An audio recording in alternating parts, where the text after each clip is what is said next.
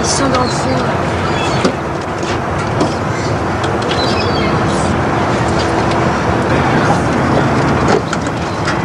Attention, bouge pas la voiture.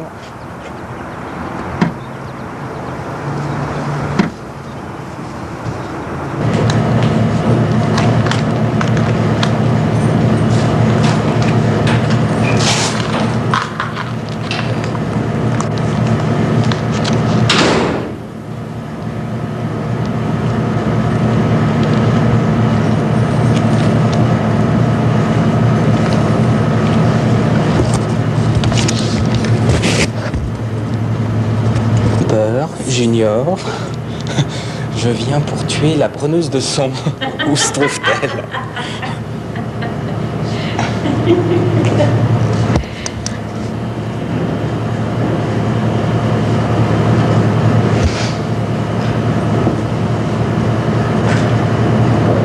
J'aurais dû mettre métal. Moi aussi. Moi aussi.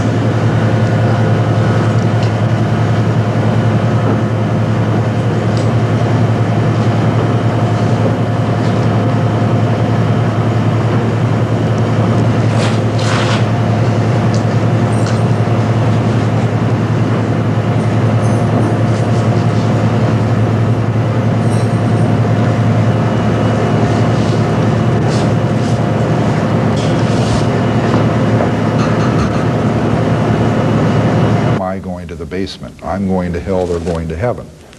Earth is the living room. I'm going down to deal with demons and monsters and ghosts and all the things that scare me. They don't have to. There's a house with 3 women and 1 male, 1 boy, me. And I got a little defensive. I'm saying, gee, this is kind of ganging up. My older sister had a basement bedroom, okay, and it was a storage room that was about 18 feet wide and 35 feet long, okay? And it was a concrete room, no windows. And it had a light bulb over a big industrial iron sink, you know, like a laundry sink, and had a pull string on the light. The bed was in the opposite corner of the room. It was a double bed, a single bed. And I had a dresser halfway. I had a couple of carpets thrown on the floor, old carpets, and there's a lot of storage stuff along the wall. And I was there about 6 months in that room. And I developed some very, very particular and articulate rituals that I felt I had to go through to protect myself. I was, again, it's embarrassing. I was a youngster, and if you can imagine me going down a staircase of rough-hewn wood, there's no guardrail. So 1 step wrong and you're off into this black pit. I turn on the light. It's a little circular light switch, and a single naked bulb goes on down at the bottom of these stairs, okay? So I turn that light on, I open the door, I close the door because my mother complains of the cold coming in from the basement. I go down the stairs, I get to the bottom, I do a 180-degree turn, and I walk the full length of the house on this floor with these pipes rattling and wheezing and banging over my head. It's pitch black ahead of me, and the only light is behind me hanging down from the ceiling. I'm now cut off from the house, cut off from them. I walk this full length into the darkness, from this gradients of light into complete darkness, groping around in the dark. I do about a 45-degree angle when I get to the end. And I pull the string and it lights up this end. And then I'm supposed to walk all the way back to the other end, turn that light off, and now walk toward the light from the dark. And I've got this horrible terror going on inside of me. And this is every night. This is every day because it's pitch black down there, no windows. She didn't intend all of this, and when I sniveled about it, when I complained and I cried about it, I got smacked in the head. You know, what's the matter with you? Quit being such a wimp. And she, you know, she was trying to solve a problem. She had not enough room upstairs to where I didn't have to share a bedroom with a sister. I'm 8 years old. I need to go to the basement. And what were those morbid games that you played with your sister? Okay.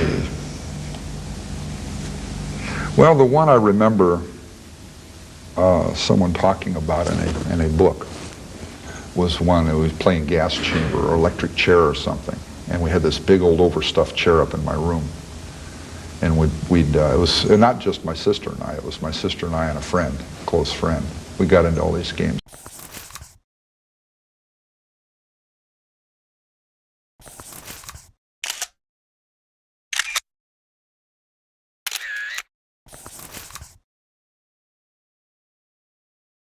Think about a man who used to make girls from college, school, or university his victims one after the other, and even used to murder those girls mercilessly. And the most interesting thing about this serial killer was that whenever this serial killer murdered any girl, we used to hide the clues behind us as if no murder would happen here. I am saying this because when I studied this serial killer case, I came to know that whenever the police officers came for investigation, this serial killer would become so innocent that this killer himself used to help the police officers in investigating. The question that has come to my mind is whether a killer first commits the murder himself and then helps the police himself. After all, why did he do this? What was the reason for doing all this? Was he trying to mislead the police, or was there some other motive behind it? And I would like to ask you whether you are here with me to solve this mystery. Edmund Kemper was born on 18 December 1948 in Burbank, California. Edmund Emil had two sisters, and he was his only son. His mother's name was Clarnell Elizabeth Kemper, who was in the first stage of obesity from 1921 to 1973. And his father, Edmund Emil Kemper, was a junior in the American Army from 1919 to 1985. Edmund Jr. used to work in the U.S. Army during the war, and after that he worked with full dedication in the company of nuclear killers. After the war, he also worked in an electrical company. But whatever he is going to tell you, listen to it carefully. The biggest change in Edmund Kemper's life came when he married a girl named Clarnell. I know I had already told you about her, but whatever I'm going to tell you about her now, listen to it carefully.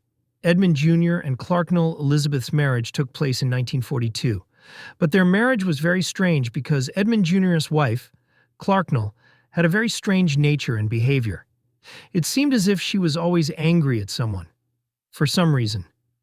Now, due to this anger, Edmund started getting disturbed, and these days, there used to be fights between them. Because of this, there came a day in the life of Edmund and Clarnell, due to which their century could not last longer. Eventually, a gap grew so deep in their relationship that both of them got divorced from each other in 1957. Then after the divorce, the court gave the responsibility of all the children to Clarnell Kemper. I have a question for you. If my video is watched by someone who has single-handedly raised her children, then I applaud your courage and would also like to ask for forgiveness from all of you. But I did not want to hurt your feelings. So Clark took the decision to take the responsibility of his children alone. In the meanwhile, Clark had to face a lot of problems. And the shameful thing is that after the divorce, Edmund also got married to Clarnell and maintained a distance from all his children. Here, one life would have been good, but on the other side, Clarnell's life would have been ruined. It seemed as if a mountain of problems had fallen on Clarnell's life. In his life, there were problems everywhere. When Ed Kemper was 4 years old, he was separated from children of his age because his head was a bit too tall, and his behavior was also not good. Edmund's mother started tormenting him so much that she kept putting him down all the time. Kemper was very close to his father when his parents separated in 1957. Kemper was very shocked as the person he loved the most had gone away from them. And after the divorce, he went to live with his mother in Helena, Montana.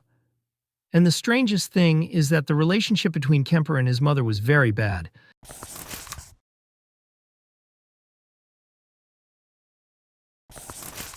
On August 27, 1964, at the age of 15, Kemper killed his grandmother Maud Matilda Huey Kemper, 1897–1964, with a rifle after an argument, shooting her once in the head and twice in the back, then stabbing her several times. When Kemper's grandfather, Edmund Emil Kemper Sr., 1892–1964, came home, Kemper fatally shot him in the driveway. Kemper phoned his mother, who told him to call police. Kemper did so, and waited for police to arrive. Kemper told police that he just wanted to see what it felt like to kill Grandma, and later said he killed his grandfather because he would be angry with Kemper. Psychiatrist Donald Lunde, who interviewed Kemper during adulthood, wrote, "In his way, he had avenged the rejection of both his father and his mother." 5. Kemper's crimes were deemed incomprehensible for a 15-year-old to commit, and court psychiatrists diagnosed him with paranoid schizophrenia. He was sent to Atascadero State Hospital, a maximum security facility in San Luis Obispo County that houses mentally ill convicts. Letters, murder between May 1972 and April 1973, Kemper killed 8 people. He would pick up female students who were hitchhiking and take them to isolated areas where he would shoot, stab, smother, or strangle them. He would then take their bodies back to his home, where he decapitated them, performed irrumatio on their severed heads, had sexual intercourse with their corpses, and then dismembered them, Marianne Pesce and Anita Lucchesa. On May 7, 1972, Kemper was driving in Berkeley when he picked up 2 18-year-old hitchhiking students from Fresno State University, Marianne Pesce and Anita Mary Lucchesa, with the pretense of taking them to Stanford University. After driving for an hour, he managed to reach a secluded wooded area near Alameda, with which he was familiar from his work at the Highway Department. Without alerting his passengers that he had changed directions from where they wanted to go. It was there that he handcuffed Pesce and locked Lucchesa in the trunk, then stabbed and strangled Pesce to death, subsequently killing Lucchesa in a similar manner. Kemper later confessed that while handcuffing Pesce, he brushed the back of his hand against one of her breasts, and it embarrassed him, adding that he said, "Whoops, I'm sorry," or something like that, after grazing her breast, despite murdering her minutes later. He also noted that he chose the women because they seemed upper middle class, of a better class of people than the scroungy, messy, dirty, smelly, hippie types. I wasn't at all interested in Aiko Koo. On the evening of September 14, 1972, Kemper picked up a 15-year-old dance student named Aiko Koo, who had decided to hitchhike to a dance class after missing her bus. He again drove to a remote area, where he pulled a gun on Koo, before accidentally locking himself out of his car. However, Koo let him back inside, despite the fact that the gun was still in the car. Back inside the car, he proceeded to choke her unconscious, rape her, and kill her. Kemper subsequently packed Koo's body into the trunk of his car and went to a nearby bar to have a few drinks, then returned to his apartment. Cindy Shaw. On January 7, 1973, Kemper, who had moved back in with his mother, was driving around the Cabrillo College campus when he picked up 18-year-old student Cynthia Ann Cindy Shaw. He drove to a wooded area and fatally shot her with a .22 caliber pistol. He then placed her body in the trunk of his car and drove to his mother's house, where he kept her body hidden in a closet in his room overnight. When his mother left for work the next morning, he had sexual intercourse with and removed the bullet from Shaw's corpse, then dismembered and decapitated her in his mother's bathtub. Rosalind Thorpe and Allison Liu. On February 5, 1973, after a heated argument with his mother, Kemper left his house in search of possible victims. With heightened suspicion of a serial killer preying on hitchhikers in the Santa Cruz area, students had been advised to accept rides only from cars with university stickers on them. Kemper was able to obtain a sticker, as his mother worked at UC Santa Cruz UCSC. He separately encountered 23-year-old Rosalind Heather Thorpe and 20-year-old Alice Helen Allison Liu on the UCSC campus. According to Kemper, he first encountered Thorpe as she exited a building, having attended a lecture. Thorpe entered the front passenger seat and, believing Kemper to be a fellow student, began chatting amiably as he drove. Shortly thereafter, he observed Liu, whom he described as a small Chinese girl, thumbing a ride. Kemper stopped his vehicle, and Liu entered the back seat of his car. How did you like this video? Please tell me by commenting, and do subscribe to my channel to see this crime case.